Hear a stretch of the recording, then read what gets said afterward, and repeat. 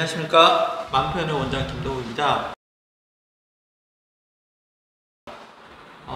오늘은 장소를 잠깐 옮겨서 제가 촬영을 좀 하고 있습니다. 그래서 여기는 다름이 아니라 저희 진료실 옆에 보면 카페인데요. 맘프레소라는 카페입니다. 그래서 저희가 이제 사실 오래전에 이제 열려고 했었는데 코로나 때문에 이제 많이 연기가 됐었는데, 요즘에 이제 실제적으로 저희가 바리스타 하시는 분들 또 여러 가지 재활 치료도 하면서 많은 분들이 또 찾아주셔가지고 점점 활기를 찾아가고 있는 곳이기도 합니다.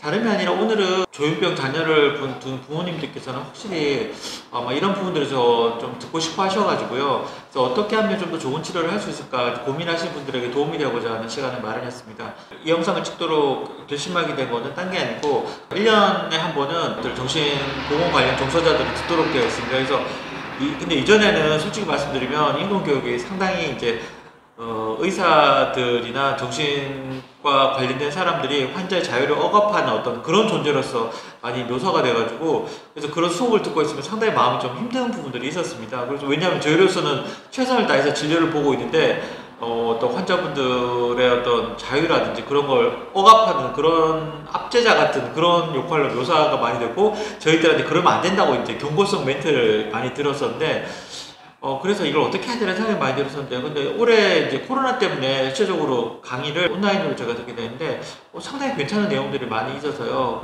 인상적이었습니다. 그래서 그걸 보면서 치료가 어떻게 바뀌어가는지 또 어떻게 바뀌어갈지 이제 그런 것들을 좀 정리를 해보는 시간이 되었으면 합니다.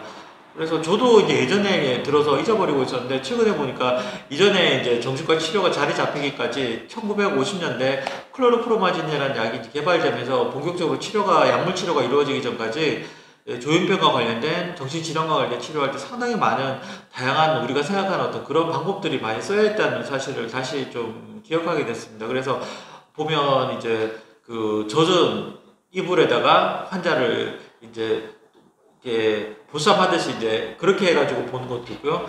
그리고 밤에 잠을 못 자게 한 치료도 있고요.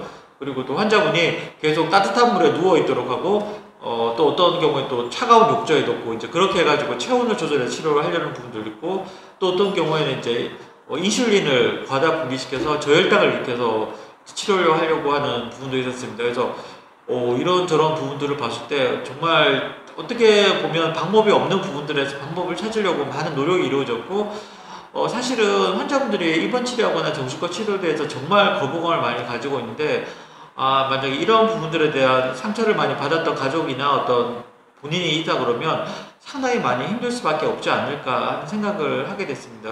어떤 체계적인 치료라기보다는 어떤 경험에 관련된 부분들을 만들기 위해서 어떤 그런 치료가 이루어졌고, 그 다음 단계는 이제 그런 어떤 환자들 학대 아닌 학대가 이루어진 치료에 대한 어떤 반항으로 환자분들이 각종 원하는 쪽을 해주는 쪽으로 치료가 좀 많이 바뀌었던 것 같습니다. 그래서 환경도 완전히 개선하고 입퇴원도 환자가 결정하는 어떤 그런 병원으로 진행이 됐었고, 그때 당시 보니까 1950년대 60년대 보니까 미국의 이제 치료 센터라든지 영국의 치료 병원을 보면 정말 큰 병원들이 많이 있었던 것 같습니다. 그래서 우리나라만 해도 이제 용인정신병원처럼 정말 대단히 입원시킬 수 있는 어떤 그런 시설들이 있었던 것처럼, 정말 외국에서는 이미 그런 치료가 시행이 됐었고, 또 이제 그런 여러 가지 문제들이 또 발생하는 과정을 미리 겪었던 것 같습니다. 그래서 요즘에 이제 추구되는 과정이 이제 탈원화라고 해서 실제적으로 이제 치료를 해서 이제 환자를 가두는 것보다 이제 뭔가 주체적으로 자기 역할을 할 수 있도록 만드는 부분들이라고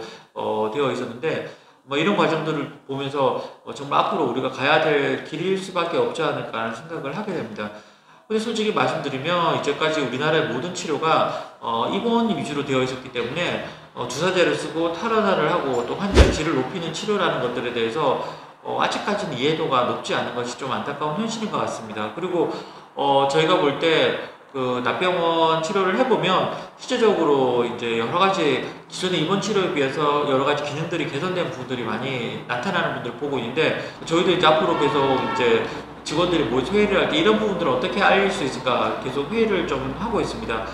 그런데 이제 제가 제일 마음에 와닿았던 게 그 내용 중에 그 환자분이었는데, 이제는 치료를 잘 받으셔가지고 12년째 이제 한 곳에서 그 치료를 도와줄 수 있는 어떤 그런 역할을 하면서 취업을 하고 계신 환자분 얘기를 그 인권 교육 동영상 안에 있었는데요. 그분이 하셨던 말씀이 직업이 가장 좋은 재활이다라고 얘기를 하시더라고요. 그래서 저는 이제 실제로 납병원 치료를 하고 또 그분들을 데리고 환자분들을 데리고 또 하루하루 그 카페에서 일하는 바리스타를 교육시키고 또 트레이닝 하게 되면서 또 직원들이 많이 수고를 해주고 계신데 그 과정들을 쭉 지켜보면서 그 말의 의미를 제 나름대로는 조금 다르게 좀 해석도 되고 또 생각도 되는 분들이 있었습니다.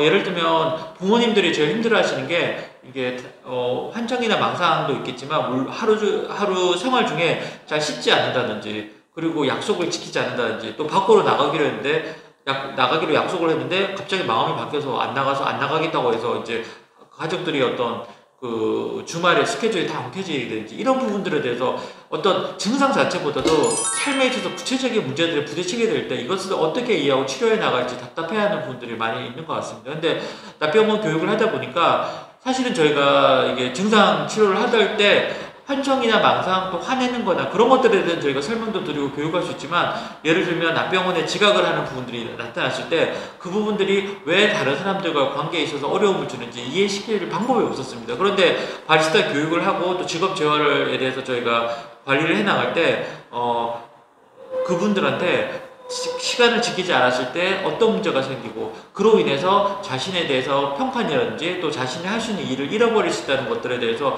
저희가 설명을 드리게 되면서 그분들이 그 시간의 중요성 그리고 약속의 중요성을 전과는 다르게 배워나가는 부분들이 있는 것 같습니다. 처음에는 바리스타와 관련해서 잃지 않기 위해서 이제 제 시간에 나오는 부분들을 그 필요성에 대해서 이해를 하지만 나중에 되면 그것들이 왜 필요한지 이제 그런 것들에서 이해해 가는 과정을 거치면서 이게 단순히 그 재활이 가장 좋은 치료라는 것들이 피상적인 개념이 아니라 환자의 삶의 질을 위해서 사회적인 관계의 회복을 위해서 반드시 필요한 부분이 아닐까 하는 생각을 하게 됩니다.